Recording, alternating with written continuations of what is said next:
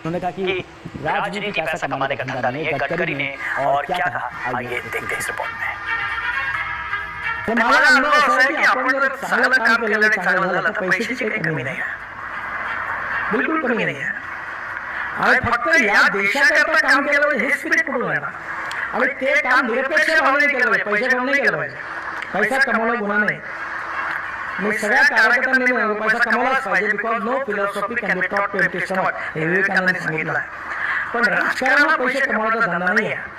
केंद्रीय मंत्री नितिन गडकरी ने ये बात खुद की लिखी किताब संघातिल मानवीय व्यवस्थापन का विमोचन के मौके पर बोली। इस समारोह में आरएसएस के प्रचार प्रमुख सुनील लांबेकर समेत कई कार्यकर्ता भी मौजूद थे। गडकरी ने स्वामी विवेकानंद के विचारों का उदाहरण देते हुए कहा कि वो ज्ञानी नहीं है, मेरिट के विद्यार्थी नहीं है, पिक्चर सामने से देखने वाले और नाटक पीछे से देखने वाले क्लास से आया हूँ। गडकरी ने कहा कि उनके जीवन का सबसे बड़ा काम साइकिल रिक्शा की जगह ई रिक्शा लाना रहा है।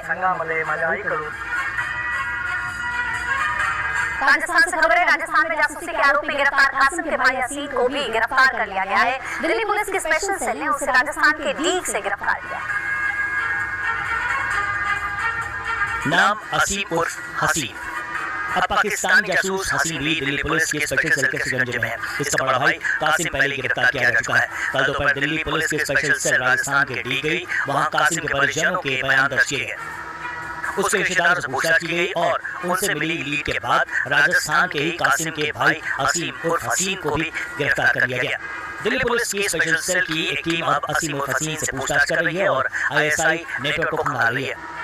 अब तक की पूछताछ के मुताबिक असीम ने ही कासिम की जान पहचान आईएसआई से करवाई थी। आईएसआई के लोगों ने असीम के जरिए ही कासिम को अपनी जान फंसाया था। कासिम मौलवी है, इसलिए कहा गया कि वो जासूसी करेगा तो किसी को शक नहीं होगा, लेकिन भारतीय खुफिया एजेंसियों की निगाह से ये बच नहीं सके। कासिम ने पूछताछ में बताया कि वो पाकिस्तान गया था और वहां पर उससे कहा गया था कि तुम्हारा भाई तो पहले से ही हमारे लिए काम करता है, तुम भी हमारे लिए काम करो। इसी के बाद पुलिस ने असीम को अपनी कस्टडी में लिया और पूछताछ कर रही है।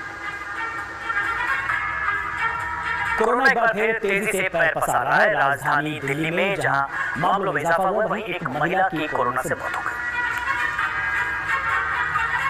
कोरोना एक बार फिर से डरा रहा है। दिल्ली में कोरोना की वजह से 7 साल की एक महिला की मौत हो गई।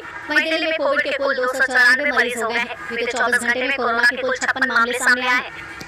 वहीं बात पूरे देश की करें तो 24 घंटे में कोरोना के 2710 मामले सामने आए हैं। बीते 24 घंटे में 7 लोगों की मौत हुई है और कुल 511 कोरोना के नए मामले सामने आए हैं। यूपी में भी कोरोना वायरस फिर से डरा रहा है। नोएडा में 24 घंटे के भीतर 19 लोगों की कोविड रिपोर्ट पॉजिटिव आई है। यहाँ पहले कोरोना संक्रमितों की संख्या 24 थी। नए केस आने के बाद नोएडा में कोरोना संक्रमितों की संख्या 43 हो गई है। इसमें 21 पुरुष और 22 महिलाएं शामिल हैं। स्वास्थ्य विभाग ने बताया कि सभी संक्रमित होम आइसोलेशन में हैं। गाजियाबाद में भी 19 नए मामले सामने आए हैं। नए वेरिएंट जेएन1 को देखते हुए जो भी उत्तर प्रदेश सरकार द्वारा गाइडलाइन हमारे यहाँ जारी की गई है, उसके लिए हमारे यहाँ सघन चिकित्सीय दल और अलग एक आरक्षित वार्ड, और उनको देखते हुए हमारे यहाँ सबसे बड़ी जो पहले समस्या हुई थी कि ऑक्सीजन को लेके, तो वो हमारे यहाँ पूरा ऑक्सीजन प्लांट एकदम चालू है। और हिमाचल के सिरमौर जिले में पांवटा साहिब शिलाई नेशनल हाईवे पर भारी भूस्खलन हुआ है। इस दौरान वहां मौजूद लोग जान बचाकर भागते दिखे।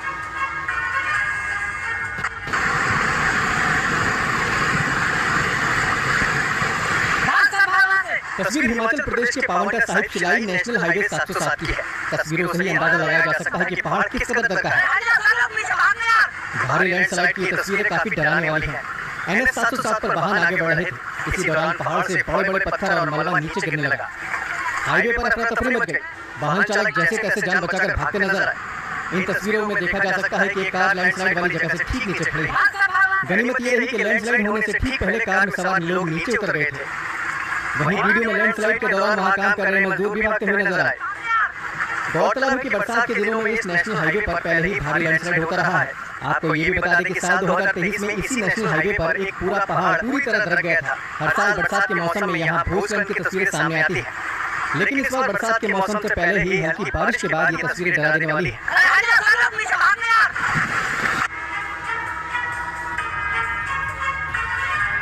मौसम विभाग ने असम में बारिश का रेड अलर्ट जारी किया है। असम के कई इलाकों में जोरदार बारिश का दौर शुरू हो गया।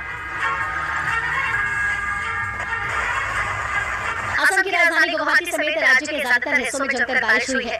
मौसम विभाग ने कई जिलों में भारी बारिश का रेड अलर्ट जारी किया है। भारी बारिश के कारण गुवाहाटी शहर के कई हिस्सों में जलभराव की स्थिति बनी हुई है। वीडियो रुकमणी गांव इलाके से है, जहां जलभराव की वजह से लोगों को भारी परेशानियों का सामना करना पड़ा। सड़कों पर कई फीट पानी भर गया। पानी भरने से कई जगहों पर लोगों को लंबे जाम से जूझना पड़ा। भारी बारिश के साथ साथ 40-50 किलोमीटर प्रति घंटे से लेकर 60 किलोमीटर प्रति घंटे की गति से तूफानी हवाएं चलने की चेतावनी दी गई है। ऑरेंज अलर्ट वाले 10 जिलों में आंधी तूफान और बिजली चमकने के साथ साथ 30-40 किलोमीटर प्रति घंटे की गति से तेज हवाएं चल सकती हैं। कुछ इलाकों में भारी बारिश होने का भी अनुमान है। असम में भारी बारिश और आंधी की चेतावनी को देखते हुए प्रशासन पूरी तरह से सतर्क है।